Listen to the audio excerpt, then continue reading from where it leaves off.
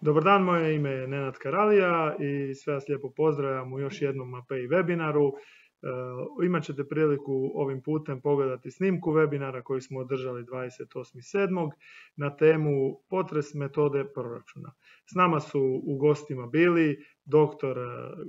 Gabriele Guerrini sa Sveučilišta u Paviji, koji je pričao o iskustvima talijanskog zakonodavstva u definiranju smjernica za ugradnju i proračun zidanih konstrukcija.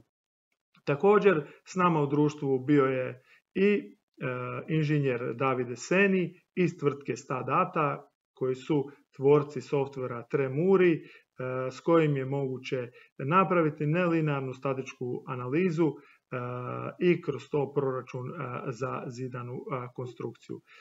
Također danas je s nama bio i gost Luca Albertario koji je govorio o tehnologijama Mapei sustava i rješenja i primjenu istih u zidanim konstrukcijama. Ujedno, Luka je prezentirao i alate pomoćne koje smo pripremili za vas u vidu Excel tablica kroz koje je također moguće napraviti proračun doprinosa naših sustava na zidanu konstrukciju. Good afternoon to everyone. My name is Gabriele Guerrini and I am a postdoctoral researcher at the University of Pavia in Italy, where I also collaborate with the EUCENTRE Foundation. Today, I'm going to talk about the seismic vulnerability assessment and mitigation of existing masonry buildings, following the approach that is outlined by the Italian Building Code, the NTC, in its 2018 edition. We may say that the approach of the Italian Building Code for the seismic vulnerability assessment and mitigation of existing masonry buildings is divided into three main steps. The first step is about knowing the building that we are considering in terms of geometry, details, mechanical properties. The second step is the analysis of the structure. Now, for masonry buildings, usually we can divide the analysis process into two parts. In fact, on one hand, we need to consider the possible development of local mechanisms, which usually involve the out-of-plane overturning of portions of masonry walls. On the other hand, we need to analyze the overall global response of the entire building as a three-dimensional structure, where walls respond mainly within their own planes. We need always to be aware that the activation of local mechanisms and the development of a global type of response are interdependent with each other, even though we may analyze these two aspects separately. Finally, the third phase is the design of appropriate retrofit interventions if the assessment of the building in its present state shows that we have deficiencies that need to be mitigated in order for the building to resist the imposed level of seismicity. So let's start talking about the knowledge of the building. First of all, we need to gather information about the history of our building, about the construction process, eventual modifications that occurred over its life, and possibly damaging events that involved the building. Then we need to conduct a structural survey to get the construction details of the building. And the code identifies three levels of investigation: limited, extensive, and exhaustive investigation. Similarly, we need information about the material properties. And again, the code distinguishes three levels of material testing: limited, extensive, and exhaustive testing.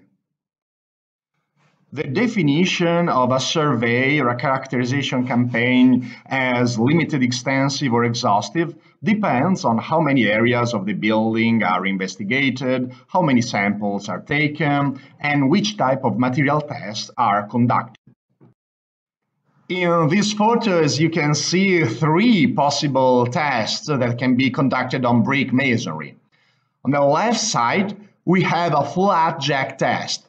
This type of test can be used to find the normal stress acting on the masonry, the elastic modulus of the masonry, and in some cases, the compressive strength of the material. On the right side, instead, you can see two possible tests that can be used to determine the bed joint shear strength. At the top, we have a shove test that is conducted on site. At the bottom, we have a direct shear test that can be operated in a laboratory on a sample extracted from a wall. On the NTEC 2018, we can find a table that for different types of masonry gives us ranges of values of several material properties. For example, compressive strength, shear strength, cohesion, elastic modulus, shear modulus, weight. We will see in a while how to use these ranges of values when defining our models and when conducting our strength verifications.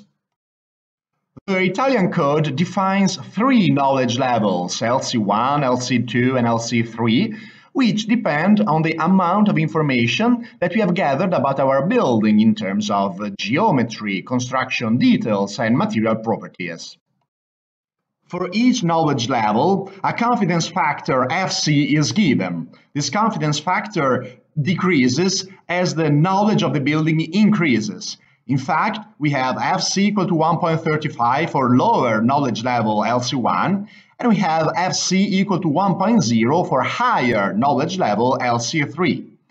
FC is equal to 1.2 for the intermediate knowledge level LC2. Confidence factors FC are used to reduce the material strength and elastic moduli, and in particular regarding strength, they are applied together with the material partial factors gamma m. Depending on the knowledge level, we have to take the minimum or the mean value from the ranges listed in the table of the code that we have seen before. In the case of LC3, we can treat the ranges of the table as a priori distributions of the material properties, which can be updated following a Bayesian approach based on the values that we obtain from the material characterization campaign conducted on the building that we are considering. The code gives us the equations and the coefficients that we need to use for this Bayesian update process. The NTEC 2018 contains also a table with coefficients greater than 1.0, which can be applied to the material properties to take into account favorable conditions in the present state of the building, within the red rectangle, or to consider the effect of retrofit interventions that we will discuss later on, within the blue rectangle. Let's focus on what happens in this video within the yellow circles. The video was taken during a shake table test on a stone masonry building conducted at the EUCENTRE laboratory a few years ago.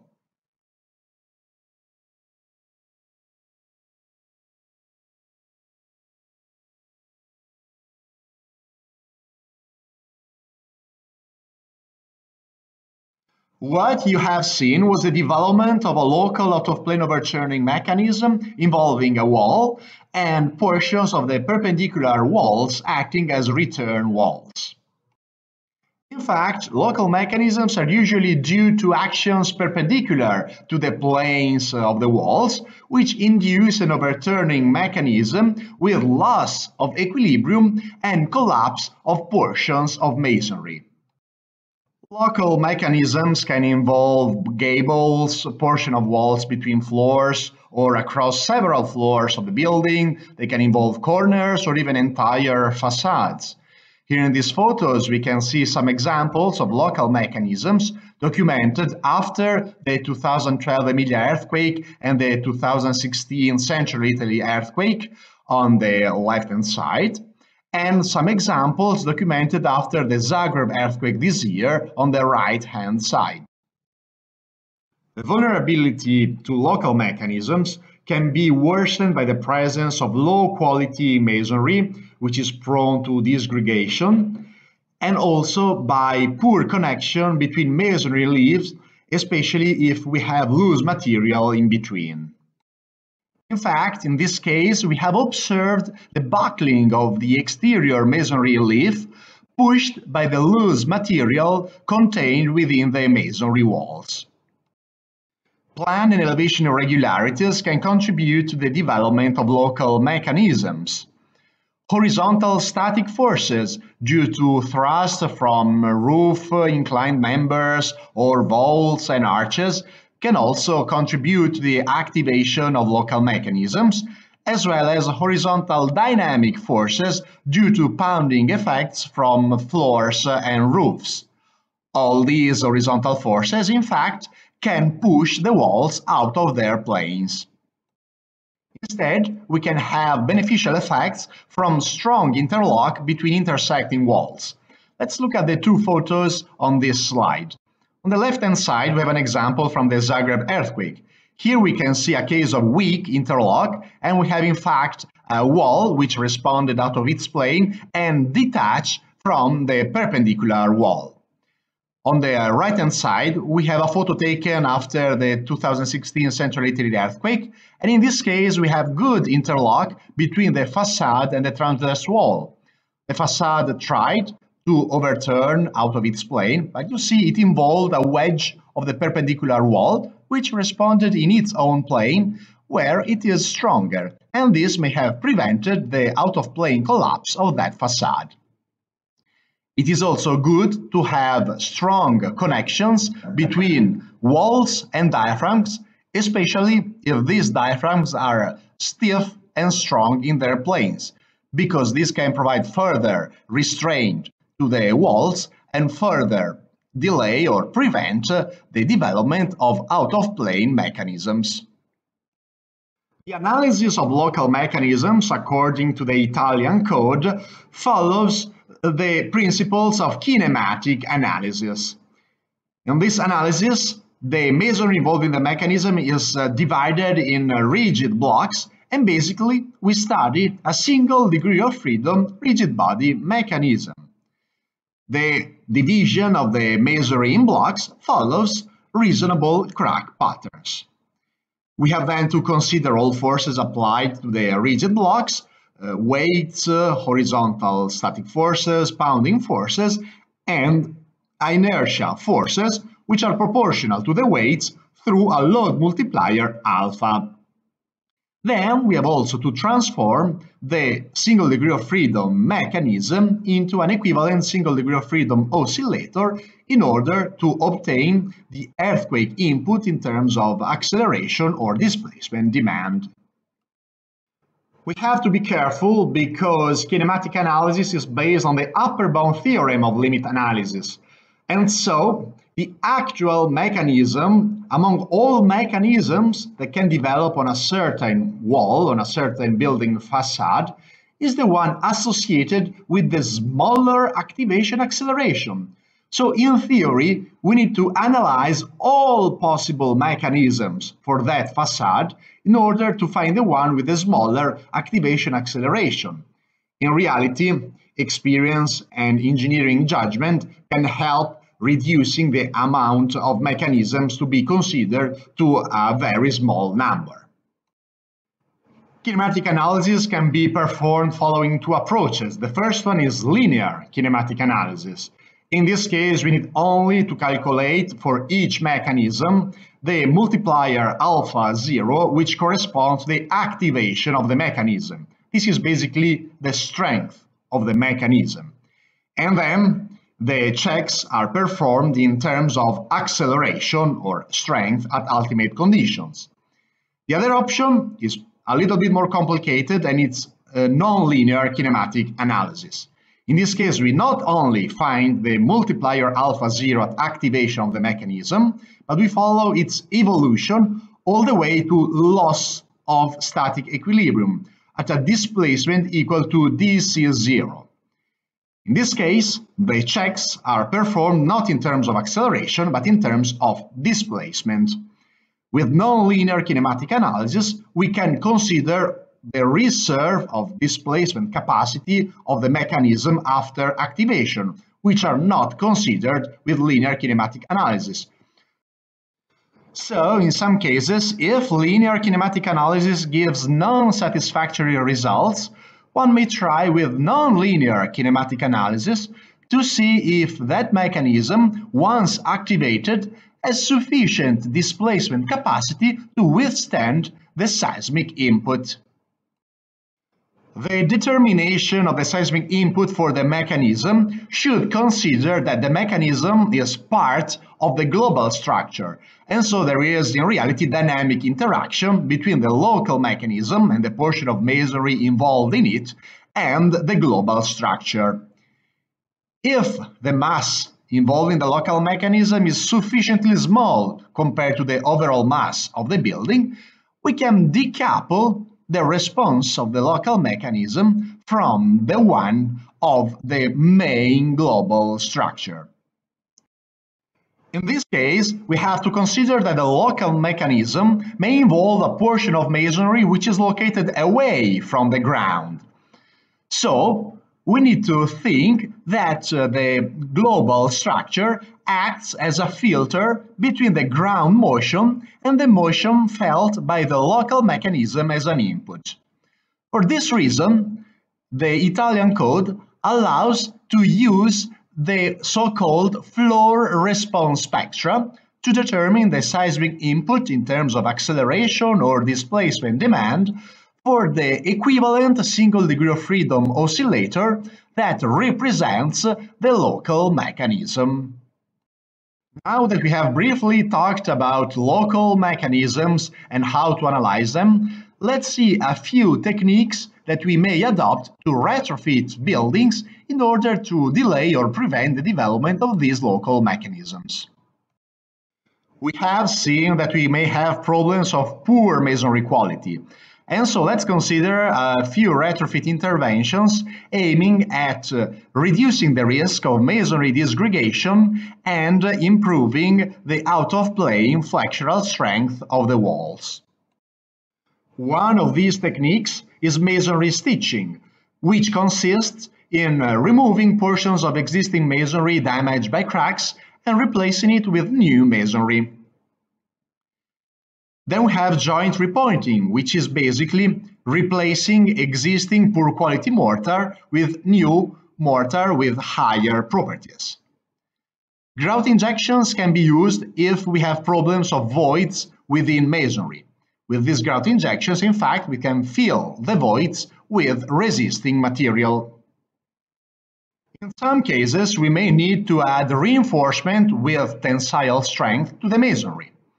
This reinforcement may be obtained from steel or composite materials.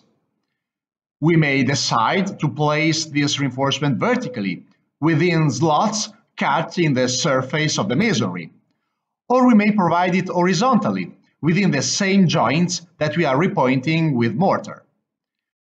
We may also need to improve the connection between opposite leaves of a masonry wall, and for this scope we may use reinforced injections, which are basically bars placed and grouted within through holes, or we may use anti-expulsive ties or post-tension grouted ties.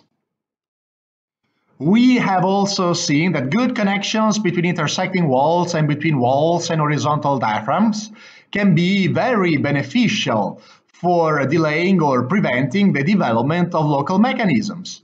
So we can think about retrofit interventions which aim at improving this type of connections. Reinforced injections, similar to the ones that we have seen to connect opposite leaves of masonry walls, can also be used to increase the degree of interlock between intersecting walls continuously throughout the height of the building. Wall-to-diaphragm connections can be continuously improved using steel or composite connectors, and especially by introducing steel or composite ring beams inside or outside the building, at the floor levels or at the roof level.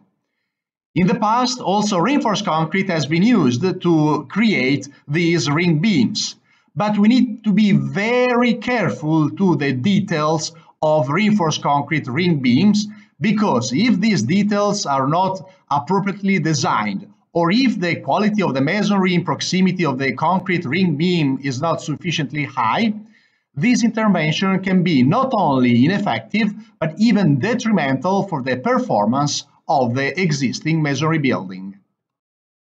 Finally, we can introduce post-tension tie rods pointwise at the intersections between perpendicular walls and horizontal diaphragms. The fact that these rods are post-tensioned confers to the response of the building a self-centering capability.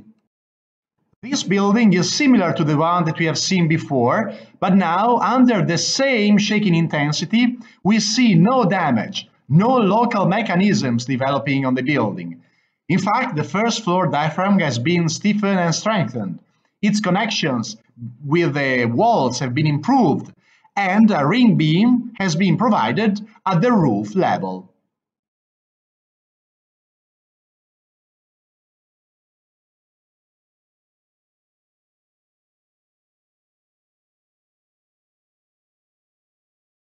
So we can increase the shaking intensity by 50% and look at the yellow circle.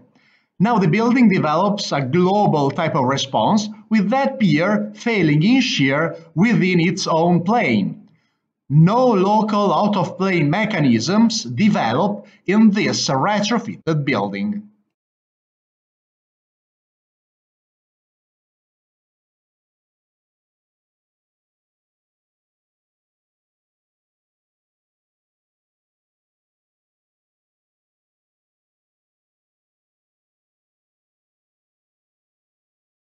When we talk about global response of a masonry building, we are considering that local mechanisms are inhibited either by intrinsic properties of the structure or by the introduction of retrofit measures. So, walls and diaphragms are responding within their planes. Therefore, global failure mechanisms are associated with in-plane response of masonry elements, spandrels, the horizontal elements, or piers, the vertical elements. If all spandrels get damaged, we develop a spandrel mechanism. If all piers at a certain story gets damaged instead, we develop a soft-story mechanism. In some cases, we may be able to exploit the full strength of all piers and spandrels, like in the photo shown here on the slide, which was taken in Amatrice after the 2016 Central Italy earthquake. In-plane failure of piers and spandrels can be generally associated with three types of mechanisms. The first one is flexure or rocking in plane, where we may have toe crushing due to compression. And this mechanism is characterized by horizontal cracks in piers or vertical cracks in spandrels at the ends of these elements. Along these flexural cracks, we may also develop the second failure mechanism, which is shear sliding. Then we may have shear failure with diagonal cracking of the masonry panel. For each of the three mechanisms, the maximum shear force that can be resisted by the element depends on the applied axial stress sigma 0. So we can build a graph where we associate the applied axial stress with the corresponding shear strength for the three mechanisms. Now, if for each axial stress level we take the smallest of the three shear strength, we can build the interaction diagram for the element. Modeling of masonry buildings in order to capture the global response, and in particular the in-plane response of masonry walls, can be done either by using 3D finite element methods, which are more complicated, or more effectively by using an equivalent frame approach, which makes use of macro elements for pier and spandrel elements and rigid nodes. This second approach is way more effective, both from a computational standpoint and from an engineer standpoint, because the amount of parameters that need to be defined is usually way less compared to the ones required by 3D finite element models. We also need to be careful with the modeling of horizontal and inclined diaphragms, which represent floors, vaults, roofs. Now, diaphragms in some cases can be considered infinitely rigid, and in this case, they redistribute the story shears based only on the relative stiffness of the walls and on their distribution in plan. In other cases, diaphragms can be considered infinitely flexible, and in this case, each wall can be analyzed independently from the other ones, considering only the tributary mass of these walls. A tributary mass that comes from floors, from diaphragms in general, and from transverse walls responding out of plane. But in most cases, we have to take into account the finite stiffness of the diaphragms. And in this case, we can use orthotropic membranes to model our diaphragms with their stiffnesses calibrated based on the actual properties of floor, roof, and vault systems. Global analysis can be performed basically following 4 methods. We have linear static and dynamic analysis and non-linear static and dynamic analysis. In the case of linear analysis, we'll have to conduct strength checks at ultimate conditions using the behavior factor Q. Linear static analysis consists in the application of equivalent static forces to the building model, while linear dynamic analysis usually consists of modal superposition analysis. When we perform non-linear analysis, instead, we have then to perform displacement checks at ultimate conditions. In the case of non-linear static analysis, we have to conduct monotonic pushover analysis in each principal direction of the building.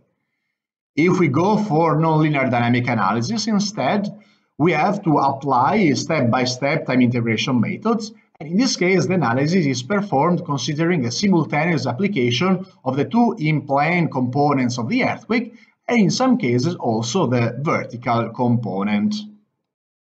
Let's focus on the non-linear static analysis, which is the preferred method for existing masonry buildings. First of all, we have to carry out pushover analysis in each principal direction of the building, as I was saying before, considering also both positive and negative verse in each direction, and considering different mass eccentricities. So this means that for a given building, we have to perform a number of pushover analysis. What is a pushover analysis? Well, it's an analysis where we applied a force distribution of constant relative magnitude to the building. Think about a car pulling a building through a system of ropes. And we want to let the horizontal displacement increase as these forces are increasing or at a certain point decreasing, but again keeping the relative magnitude constant.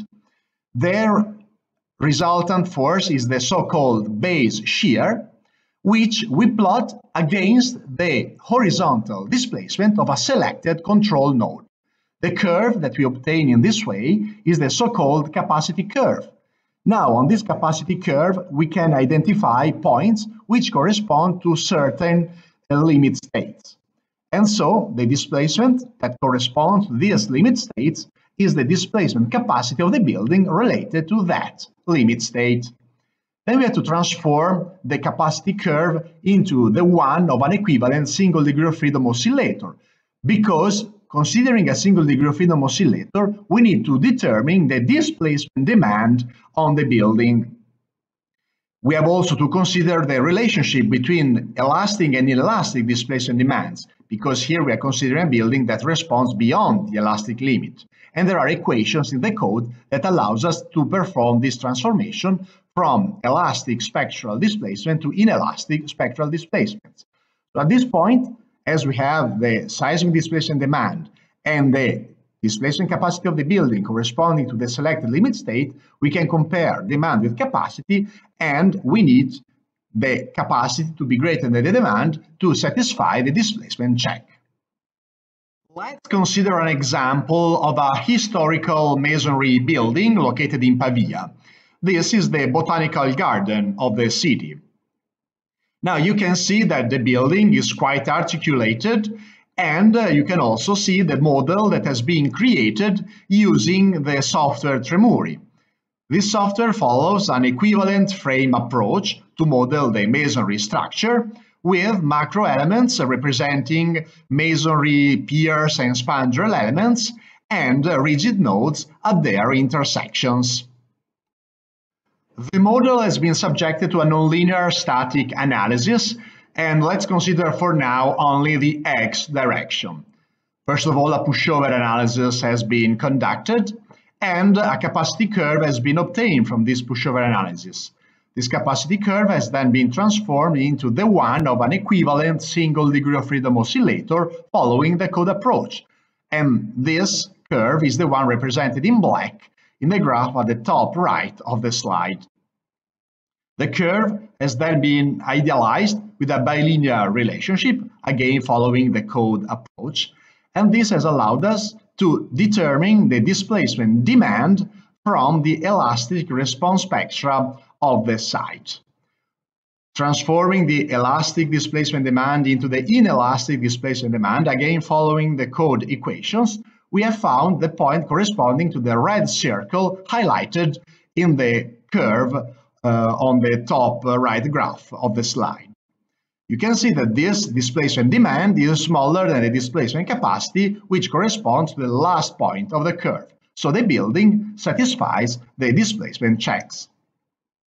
Look at the render of the building on the left side of the slide. You can see all those colors represent damage states for each element at the end of the analysis. And so we can get information on where we have problems, on which elements are failing, and this can be very useful when we have to design the retrofit interventions.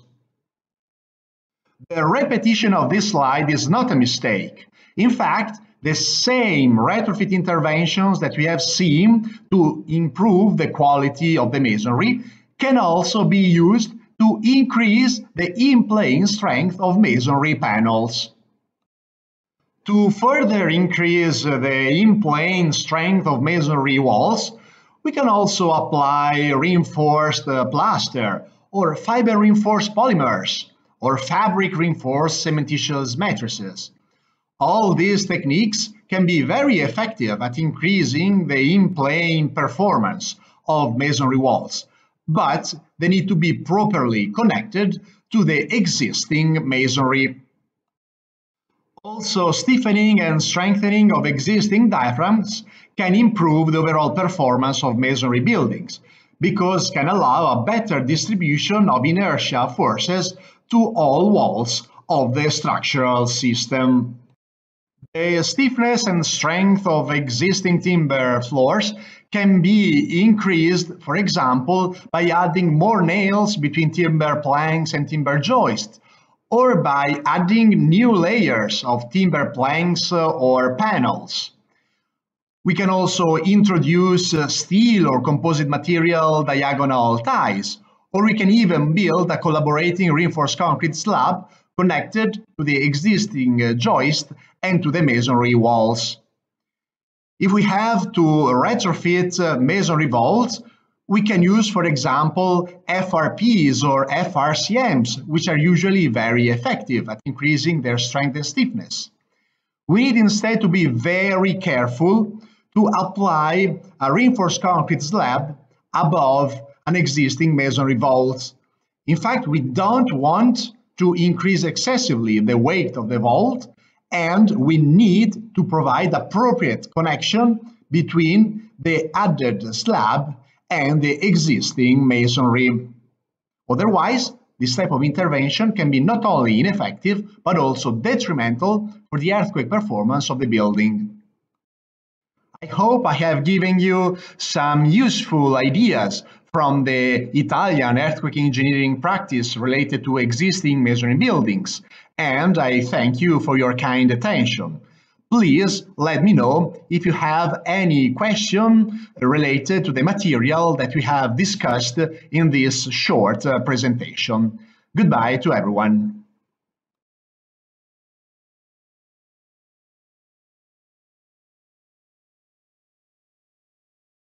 Hi, this is Davide Seni from S.T.A. and I'm the product owner of Tremuri. Today we are talking about seismic assessment and retrofitting for masonry structures. First of all, I would like to introduce you our company. S.T.A. was founded in 1983 by Adriano Castagnone, and the company provides civil engineering services and consulting.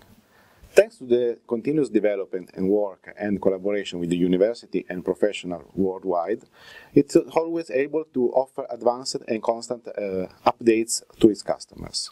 Application S.T.A. allows you to face everyday work with simplicity and effectiveness. Today we are talking about the software Tremuri. Tremuri is a software specialized in masonry structure analysis. Tremuri performs nonlinear pushover analysis for seismic assessment and retrofitting. Now Tremuri performs analysis according with Eurocode 6, Eurocode 8, Italian National Code, Switzerland National Code, and the Netherlands National Codes, and it's available in Italian, English, German, French, Greek, and Albanian. Tremuri takes origin from the Professor Lagomarsino academic research and actually is used to this purpose in more than 80 universities around the world. Engineers companies that use Tremuri for professional purpose are widespread in more than 30 countries. Now let's go through the modeling inside Tremuri. One of the most important characteristics of Tremuri is that it is possible to model floors with their real stiffness. As you can see in the picture, this allows you to take into account the correct distribution of the seismic forces on the walls. Into Tremuri are available a library of vaults and floors, and in this way you can easily model this kind of elements.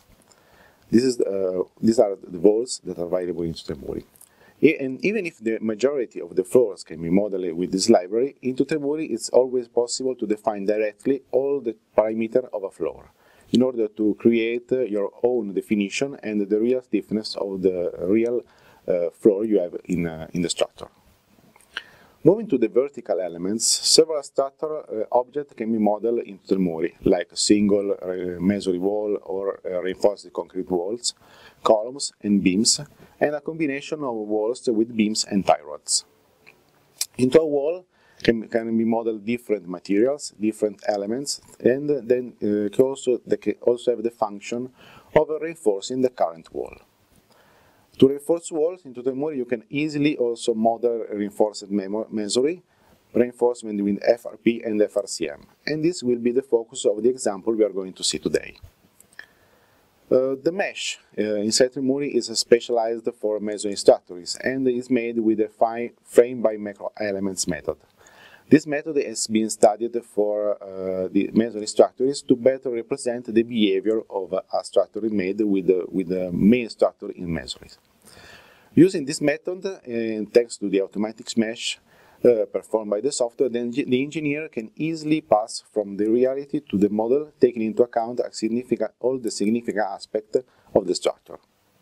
Now we can move to the software and see the examples. Let's open Tremuri and a model already made of a real structure that is made in masonry. This is an existing building near Torino, it's a school, and as you can see it's made with several different elements in masonry and reinforced concrete. We can move through the structure and we can see how it's made, opening the table of elements. In this table are reported all the elements that are included into the model, and so you can consult it and have an idea of what has been modeled. Into this tab you can consult it, but you can also change the characteristic of the elements one by one, or selecting more than one and changing together. As you can see, there are floors, vaults with the definition, geometrical, and the loads. This model has been already meshed and calculated, and so we can see now the automatic mesh made by Tremuri. Into the mesh we can recognize piers and spandrels, piers that are these kind of elements with their geometry and the material, the spandrel in green, and the reinforced concrete beam that has been modeled. Let's move now through the results of the pushover analysis. This is the result of a seismic assessment. We can open the yellow analysis, that is the worst one in the X direction. And so we can see which is the seismic evaluation of the building.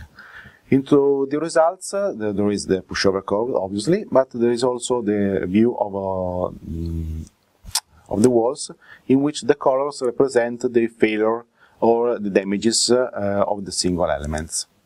In this case, we can also open a table in which are reported all the failures into the model, and as you can see in the wall 1 and 3 there is the majority percentage of failures.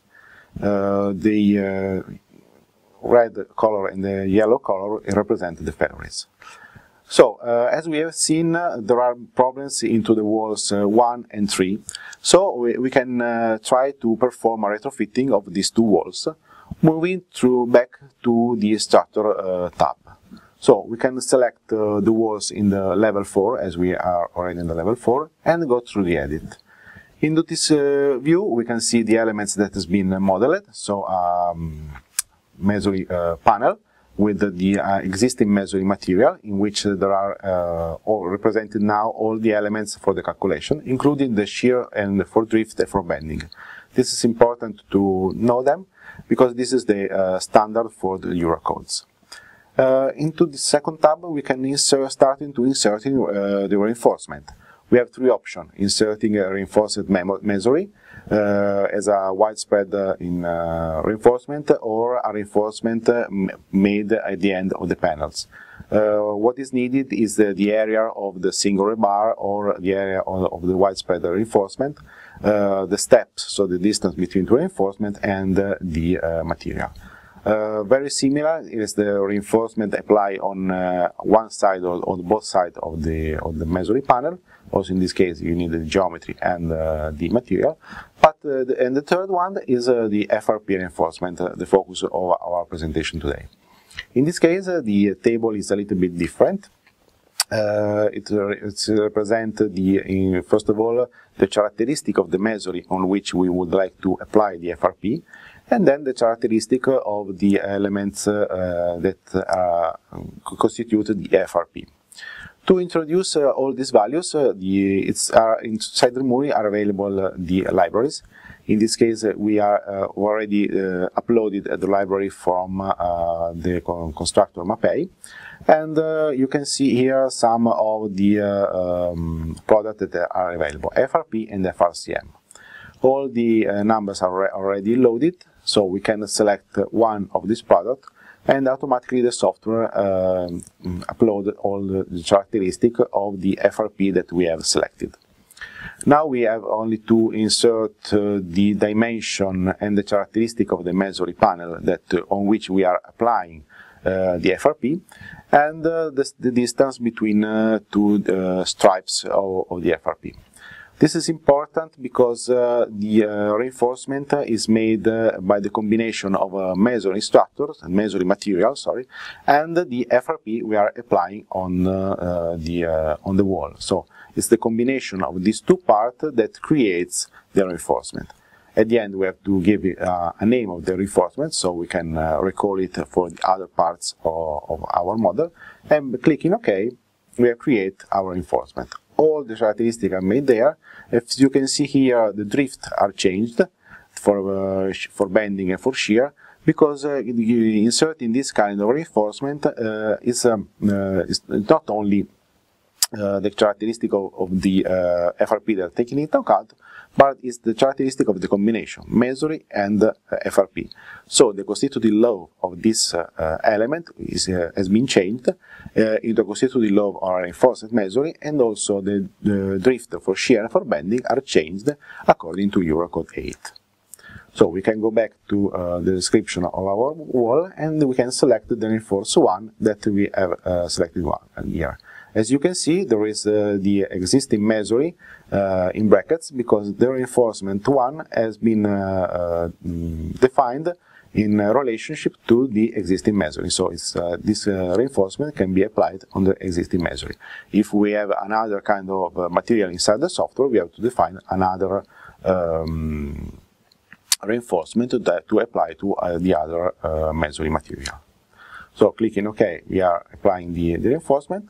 On the other wall, the wall number 3 we have seen before, we can also apply the reinforcement only by clicking, selecting the reinforcement, and select from the drop-down menu the reinforcement we have already defined. So we can define it in all the part of the wall, and then we can go back to the calculation.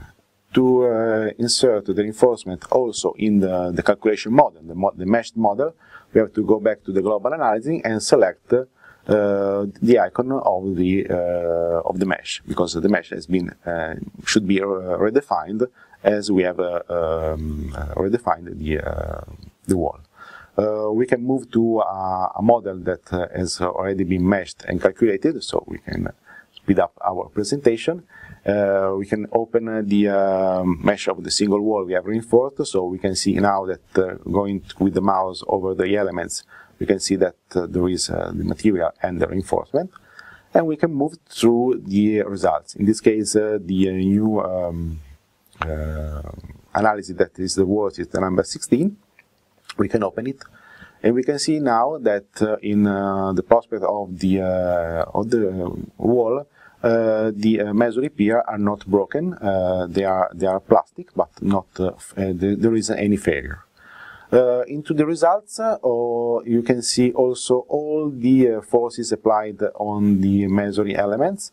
So in this case, the number 358, 59, 60, and 61, that are the 4 masonry piers that we have reinforced. And so you can see step by step all the forces applied on these elements that are into the model.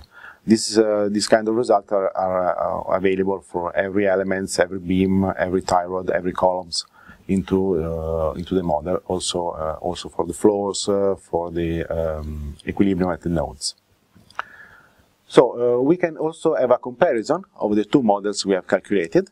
So we can select the FRP walls that is the previous model, and in this diagram we can see in blue the new model, the reinforced one, and in green the old one. So since the two walls were in the X direction, there is an improvement of the performance in this direction, as you can see in the image.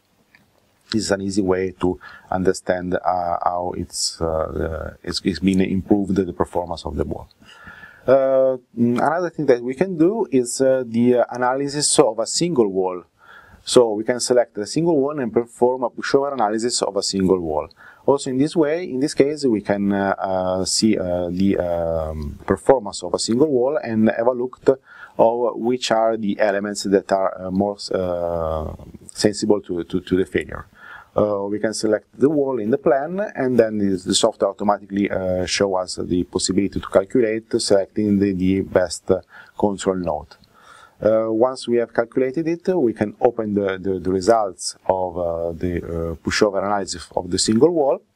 And also in this case, the worst analysis is the yellow one, and we can see here in the prospect the results of the single wall. As you can see, our masonry piers are not failed. Also in this case, there are failures in other part, because the pushover analysis is a collapse analysis, so we have to find something that is failed at the end.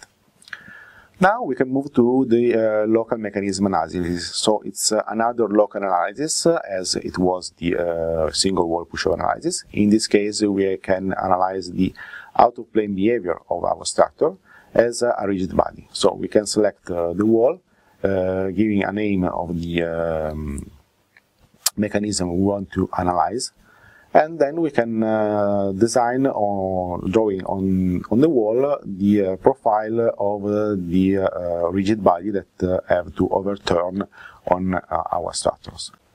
So we can run the calculation, select the quote constraint, the retraction of the hinges, and the reduction for the coefficient factor. And at the end of the calculation, we can see the factor for the seismic assessment that is not verified. It's 0.55. And so we can go through a sort of reinforcement, inserting the effect of a reinforcement on the wall. So we are inserting two forces that represent the effect of a reinforcement to prevent the overturning of this rigid body.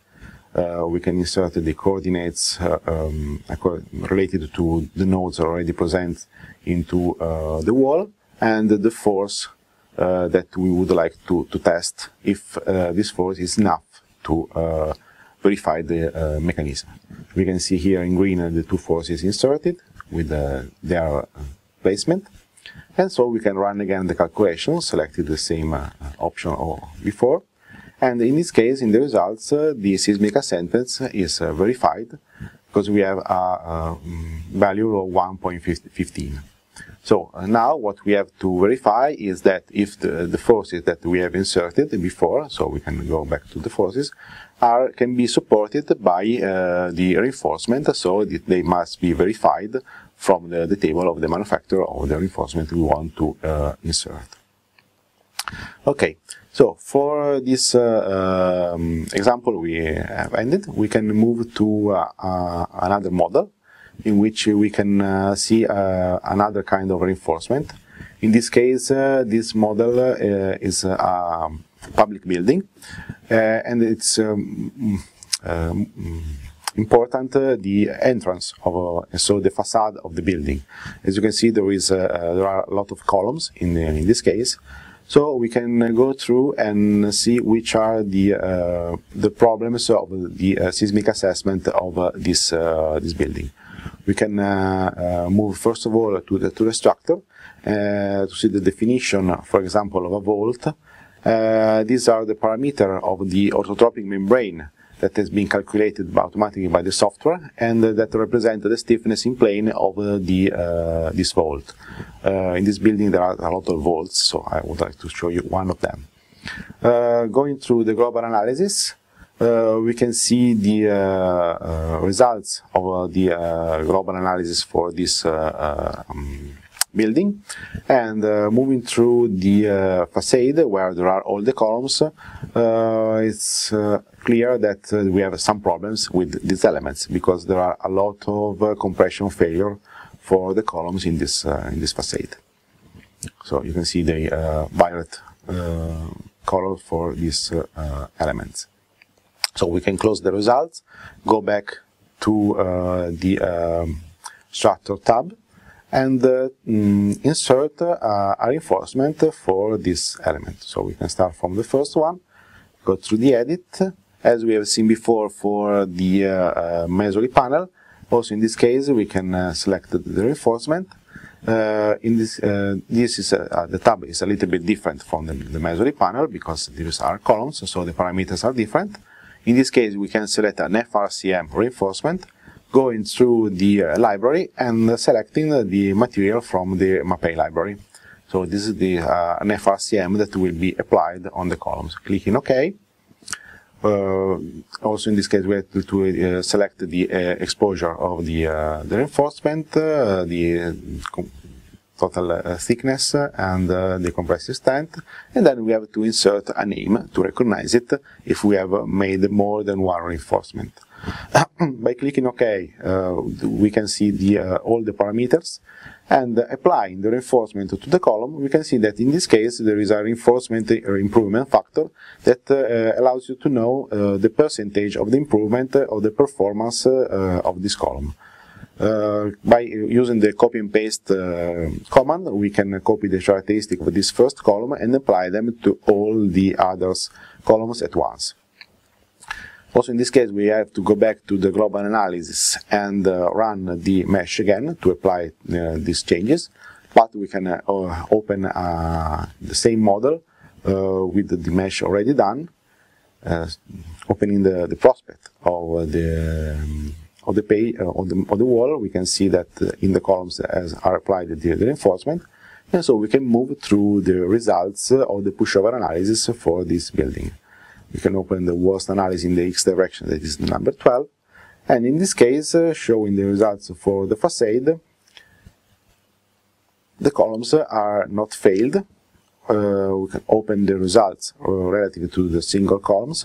So we can see especially the normal forces on every column, and moving through the various steps of the calculation, we can see the changes of all the forces applied on the columns, as we have seen before into the for the walls and for the masonry piers. What we can see now is the results of another kind of reinforcement that is available in Tremuri, that is the reinforcement with a steel or wood frame. So reinforcement with a frame. We can open. It can be applied on floors, vaults, and walls. We can open here the application on a vault. So we can insert the profile of the axis of the reinforcement we want to apply on these vaults, and then we can select if there is if it is a beam or a tie rod, inserting the characteristics of these elements and the material that constitute the element.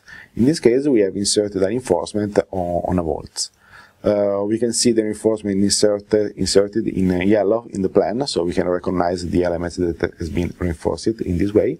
And the same thing can be done also on a wall. So we can open a wall for the edit and insert stiffening frames. Also in this case, you can upload a DXF file, because maybe you have already decided the shape of the frame reinforcement. And then we can, just start to draw in it directly on the wall using the command we have used before for the stiffening of the walls. Once we have defined the geometry of the reinforcement, we can insert the definition of all the elements, clicking on them, and then selecting the profile from the library or the steel profiles that are available into Tremuri. Also in this case, once we have defined the reinforcement, we can show in the plan in yellow the part of the masonry wall that has been reinforced. This is another option for reinforcement into Tremuri that is very effective when we have to insert reinforcement into a larger part of the building. Then we can go back to the previous model and see which are the outputs of Tremuri. First of all, the automatic report for the global verification. I moved to this model because we made more analysis in these cases. So we have the pushover analysis, the pushover of the single wall, the pushover and the local mechanism, and a list of automatic images that has been taken by the software from the model. Clicking on the bottom, we can create automatically the report that has been created in an RTF format, so it can be modified as we want. Into the software, into the report, there is at the beginning a short description of the model with the plan of the various levels, including the roof, and then there are the view or 3D view of the building. These are all automatic, taken by the software. Then we can move through the materials with the description of the material and all the characteristics of the material used inside the model, including the reinforcement we have inserted with FRP. Then we move to the geometry. So wall by wall, level by level are described all the elements with the geometry, the materials inserted. So we can move through the level 4 to see the elements that has been reinforced. So this is an existing masonry with the reinforcement 1 for the elements number 397 and so on. Then after the geometry, there is the equivalent frame. So all the elements that has been meshed. So masonry pier, nodes, floors, everything that has been meshed now is reported into the report with the geometry, the material, and all the characteristics. After this, there are all the loads on the floor, the loads applied singularly, the spectrum, the pushover analysis with a short description, theoretical short description, the analysis that we have performed, and the results of all the 24 analyses that have been calculated. Then I reported the two worst analyses, one for the y direction and one of the x direction, with the plan deformed and the prospect of the wall that has the majority of the failures. And at the end, there are also obviously the pushover curve of these two analyses. Then there is the result of the single wall pushover and the local mechanism with the short theoretical description and with the results of the kinematic analysis. This is the report. There are also other outputs from Tremuri, because we can move through the export tab and see that it's also possible to export all the results for pushover and static analysis. In this case, we can select the pushover analysis. We can select the numbers for nodes, walls, or any other elements that has been inserted. In this case, there is an export to an Excel files in which we can find all the numbers calculated during the pushover. So for every step of the calculation, for every wall, for every single element, there are the normal forces, the shear, the momentum calculated, and also the displacement, the drift. So for example, here for analysis, and starting from there, there is all the results for analysis for wall number 1 and the step number 1. So all the results that are taken from Tremuri can be exported to Excel, so the engineer can have the complete control of all the numbers that has been calculated by the software. My presentation is ended, so I would like to thank you everybody for your attention. As you can see here, there is my email and the email of our distributor EDISTI, so you can send us your question about the software and everything you can are interested about the mesory analysis for seismic. Thank you everybody again, and see you on the next webinar.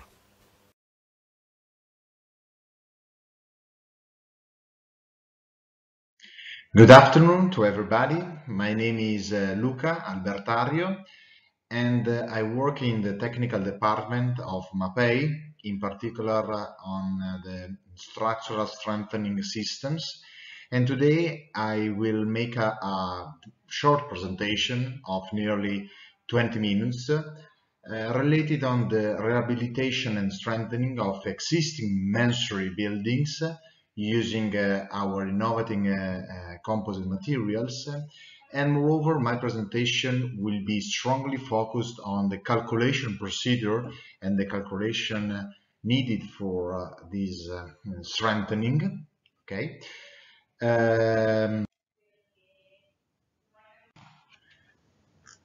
Good afternoon. Good afternoon to everybody. My name is Luca Albertario. I work in Mapei for the technical department oriented on the structural strengthening system.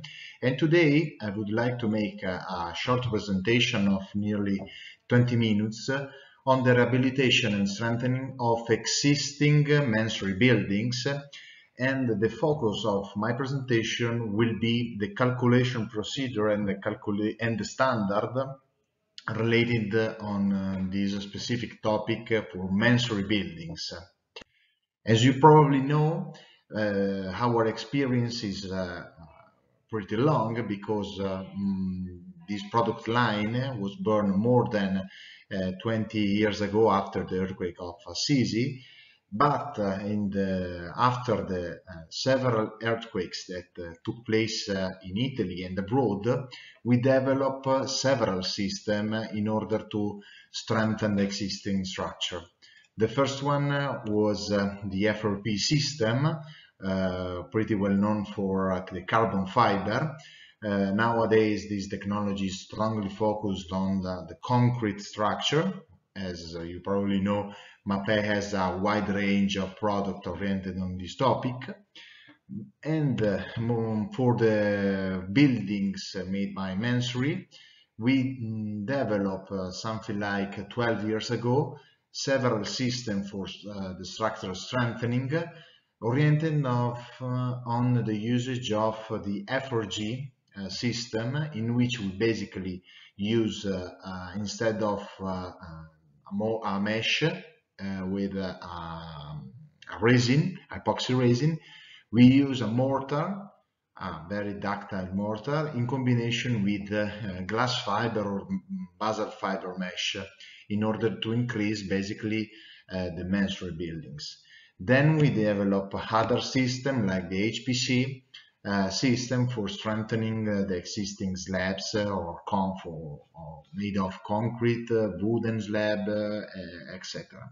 But today the focus of my presentation will be the FRG system, considering the fact that this technology is strongly oriented to the masonry buildings. Beside a standard point of view, in Italy we have a very specific approach for masonry buildings and the seismic load. Moreover, we detect two different main failure mechanisms.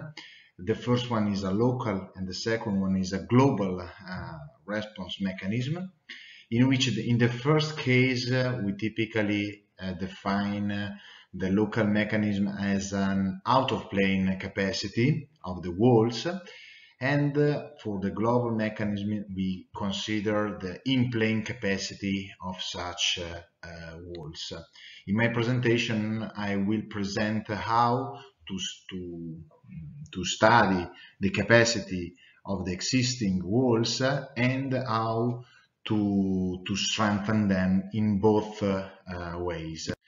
In particular, for the out-of-plane capacity of the walls, that can be easily defined and according to our standard, we can strengthen this kind of capacity by increasing let's say the connection between the orthogonal walls by using the FRP. This is one of the most important applications for FRP on masonry structure. It is a very and super well-known application in Italy. Basically, in this case, we are connecting the orthogonal walls by using an FRP system, so a system with a resin and a fabric bonded to substrate. In Italy, we have a specific standard for that, whose name is CNR DT200. It is a very detailed guideline for FRP application for masonry buildings as well. In this case, Mapei propose a specific software in which that can be downloaded directly from our website. That can be very useful to make this kind of calculation and to detect the force that the FRP is able to put on field in order to avoid this kind of mechanism. Beside an application point of view, the FRP application is very easy. In this case, we are applying an FRP around a masonry tower, in which we basically have to apply a proper render in order to prepare the substrate, and after that we have to apply all the epoxy resin needed and the carbon fiber fabric or a glass or basalt fiber fabric around the tower. The main advantage of this application is that we are making a very local intervention without changing the stiffness and the mass of the building, but we are connecting the orthogonal walls.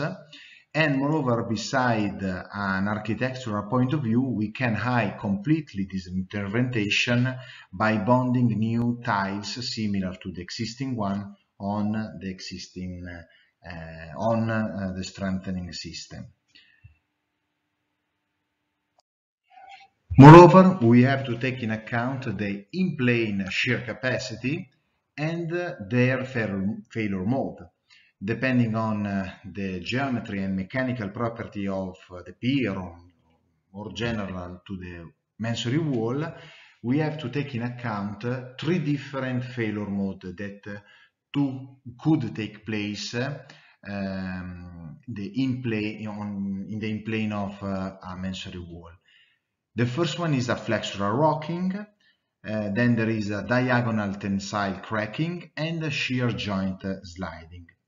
For each one of them, the Italian standard proposed 3 different formulas in order to calculate such capacity, and the designer should calculate each one of them and take the minimum value in order to take the weakest failure modes. The Italian standard suggests 3 different formulas in order to make this calculation. It is just a resume of the calculation procedure, and as you can see, all those formulas depends on the axial load acting on the wall and obviously to the capacity, the mechanical performances of the wall. Besides, after making all these 3 calculations, we can create a graph in which we can see the failure mode changing and according to the formulas and according to the axial load acting on the walls, and the designer should take the minimum value. Just to make an example, a calculation example, we could take an example, a masonry pier panel made by bricks and lime-based mortar under an internal environmental exposure with a specific geometry and the loads acting on the wall calculated from an external software like Tremuri. Okay. We can make a mechanical characterization of the material, and we have to take into account the level of knowledge and safety and the related safety factor of the wall by making on-site tests like a flat jack test in order to take the compressive strength of the wall, or a diagonal compression shear test in order to get the shear capacity, the shear strength of the wall. Moreover, the Italian standard and the circolare esplicativa of the NTC 218 propose, at least as a reference, a table for the mechanical characterization of the masonry, in which for each kind of masonry can be defined the minimum and the maximum value of the wall in according to the previous tests that have been carried on in the past. So at least as a reference, we can take in account a capacity, a strength of the wall.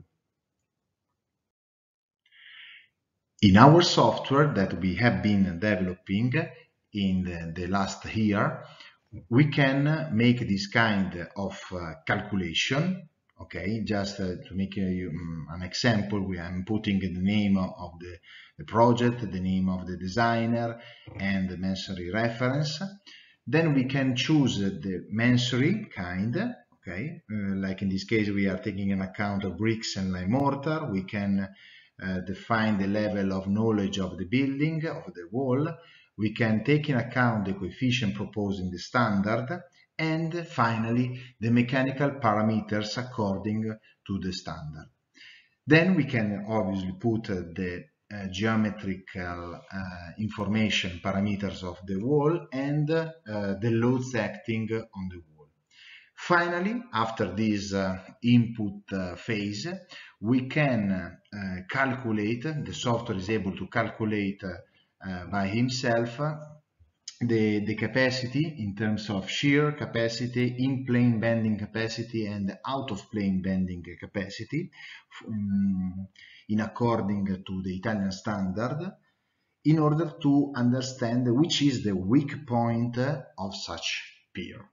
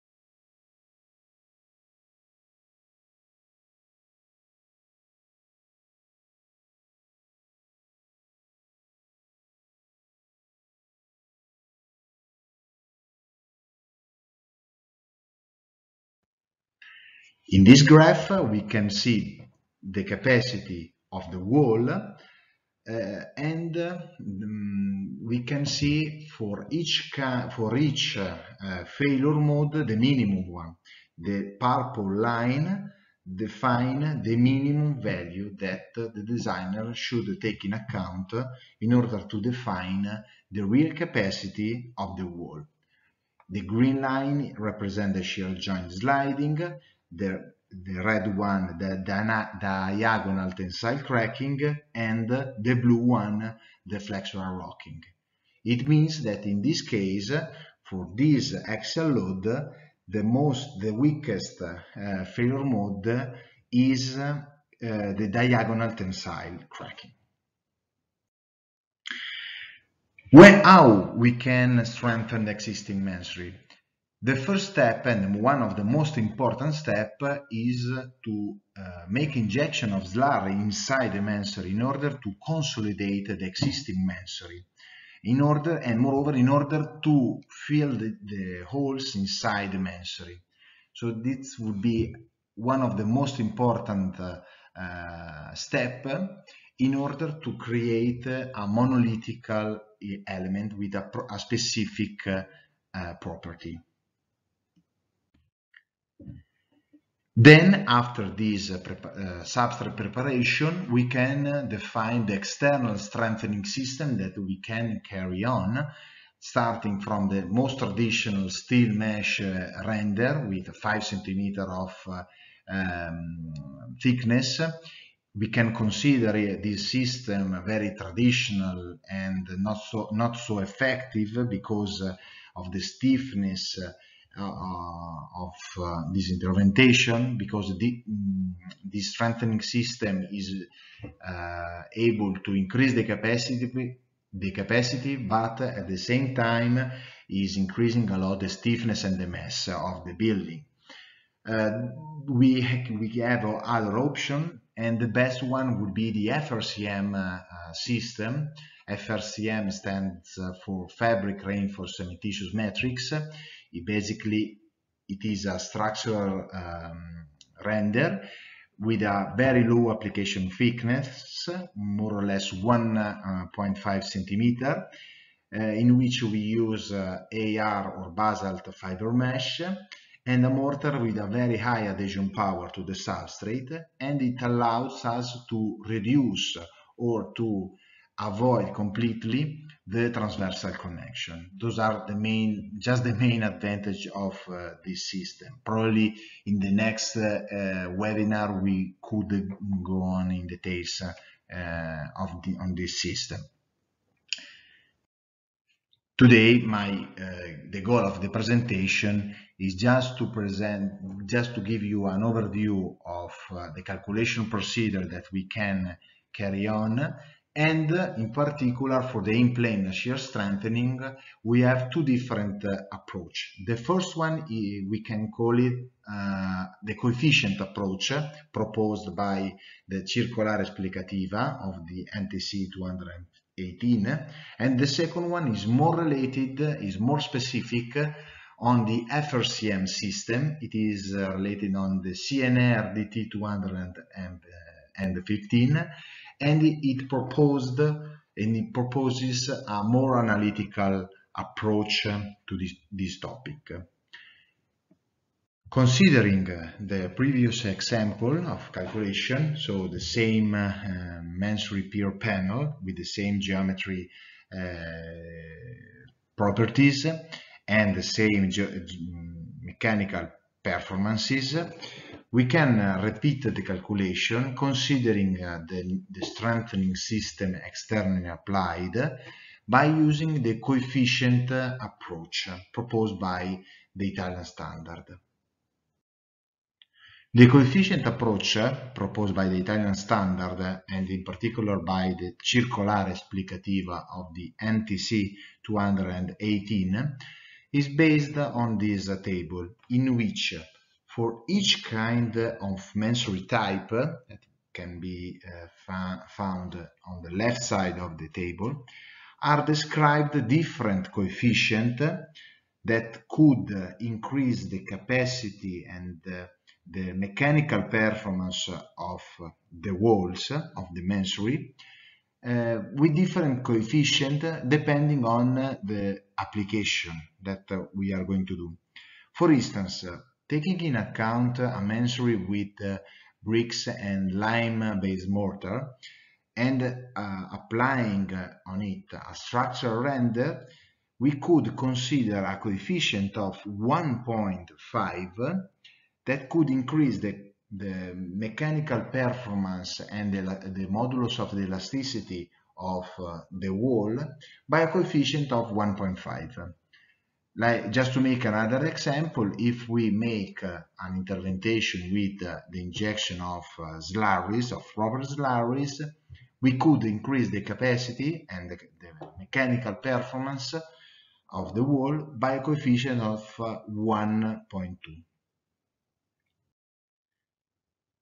Just to make it more clear, if we have this kind of wall and by applying a structural render with a proper mechanical performance, we can increase the mechanical performance of the wall by a coefficient of 1.5, or the same way we can increase of the 50% the capacity of the wall.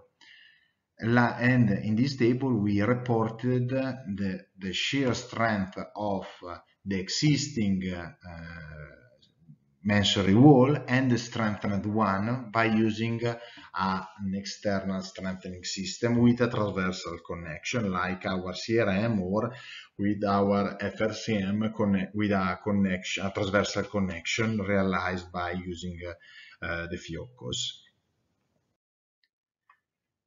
Moreover, in our software that we have been developing, we implemented this coefficient approach in which we basically put the coefficient, okay, like 1.2 in case of injection of slurry or 1.5 in case of external structural render, and in this way we can calculate the new performance of the mechanical parameters of the wall and the shear capacity, the in-plane capacity and the out-of-plane capacity of the wall, in order to compare the as-built situation and the strengthened one. Like in this case, we can see that with the red line we are increasing a lot the capacity, obviously by increasing the mechanical parameters of the wall.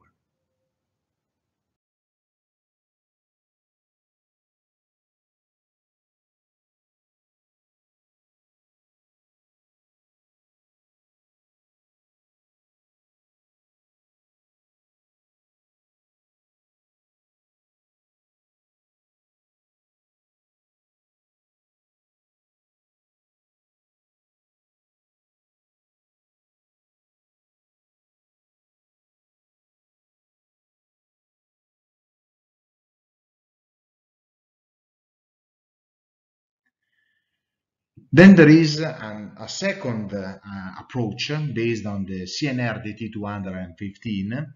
It is a more analytical approach, and it is strongly oriented on the FRCM application, in which in this case we are increasing directly the shear capacity by adding a new FRCM contribution, calculated as we can see in this formula, that basically is related on the performance in terms of tensile capacity of the FRCM, and obviously depending on the number of layers and the number of the side, if we are applying the strengthening on both sides. So it is an FRCM contribution added to the unreinforced masonry wall. In the software, we can see the capacity before the application and after the application. In this case, we are applying an FRCM system on both sides of the wall and in only one layer. And as you can see, we are increasing a lot the shear capacity of such wall. But but we are increasing the in-plane and the out-of-plane capacity of the wall. In the shear capacity graph, we can see the yellow line representing the new capacity of the wall.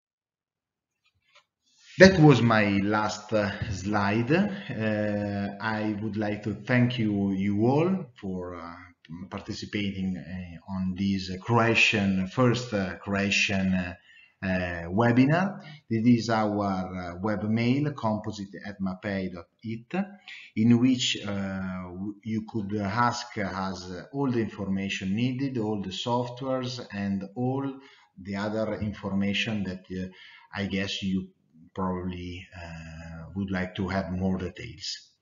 So thank you very much one more time, and I'm here at your disposal for your comments and your questions. Thank you very much.